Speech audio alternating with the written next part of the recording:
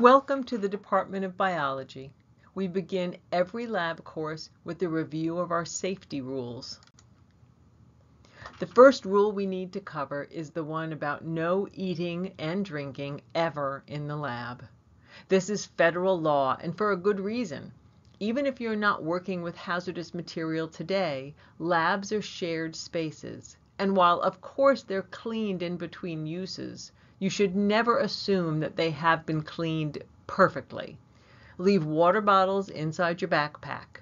It's best not to even bring food into Gittleson Hall at all, but if you do, please leave it outside the lab on a cart. Biology experiments often involve hazardous chemicals. On each door is a sign showing all the types of hazards presented by chemicals in the room.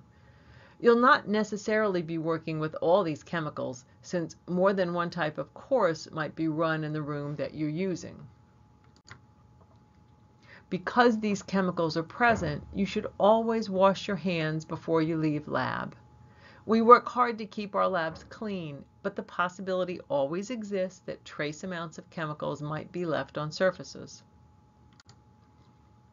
If you have a question about any of the chemicals you're working with, every room in Gittleson Hall has a binder with safety data sheets for all the chemicals used in that lab.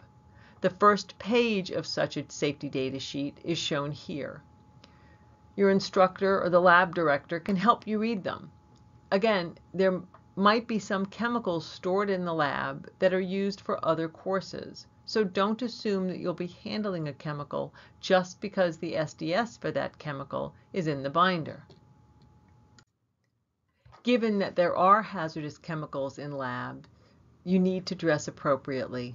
What's wrong with the right side of the figure is that sleeves are pushed up, there are no gloves being worn, and safety glasses are perched on top of the student's head. PPE is your most important line of defense against injury, so we'll look at that in more detail. Safety glasses should be worn whenever you're working with liquids or doing dissection. If you wear prescription glasses, safety glasses will fit over them. If you have safety glasses on, you should have gloves on, and vice versa. Lab coats are only required for some labs, but they're available for every lab. Don't wear gloves outside the lab. Whatever hazardous material might be on your gloves should not be spread around the building. Removing gloves properly is as important as wearing them when you need to. Remove the first glove so that it covers the fingers and then turn it inside out as you take it off. Keep that glove in the hand that's still gloved. Place your bare fingers inside the second glove and remove it so that it completely covers the first glove. If your gloves are not contaminated with any of the chemicals that you used in lab, they can be disposed of in the garbage. If you know that they were contaminated with hazardous chemicals, then you have to put them in the solid waste bag that's located in the fume hood or the satellite accumulation area. Be sure that the name of the chemical in question gets written on the bag. Your instructor can clarify for you if your gloves need to go into the hazardous waste or not. Accidents happen. If you're wearing flip-flops or sandals, accidents can turn into injuries. Please wear closed-toed shoes. When your experiment is finished, any hazardous chemical that you've used needs to be disposed of properly. Unless you're told otherwise, nothing goes down the drain. When bringing your samples to the waste area, carry them in racks so they're less likely to drop. Be sure the waste container is labeled with the chemicals that you're adding. The waste bottle should be in secondary containment to prevent spills from getting to the drain. Stop adding waste when the bottle is about 80% full, and be sure to recap the bottle when everyone is done.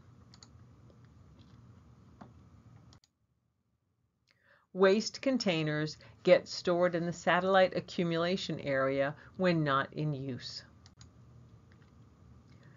If there's a chemical spill, let your instructor know immediately.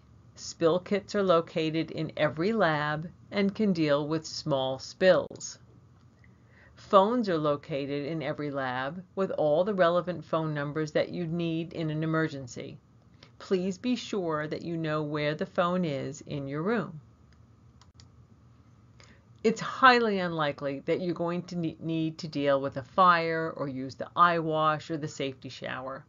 However, if such a situation did arise, it would be a terrible time to try to figure out where they are and how they work. So let's review things that we hope you'll never need to use, but should know about. In the event of a fire, you should evacuate immediately. If you don't hear the fire alarm going off as you evacuate, you can pull it as you exit. There's one located at each stairwell doorway. Of course, if you do need to evacuate, you should never use the elevators. You would need to use the safety shower if you spill something corrosive on yourself or if there's a fire. Pull down the handle. Stay under the shower for 15 minutes. If there's not a safety shower in your room, there's one in a room adjacent to you. If you need to use the eye wash, first push the handle away from you and then lean over to fully wash out your eyes.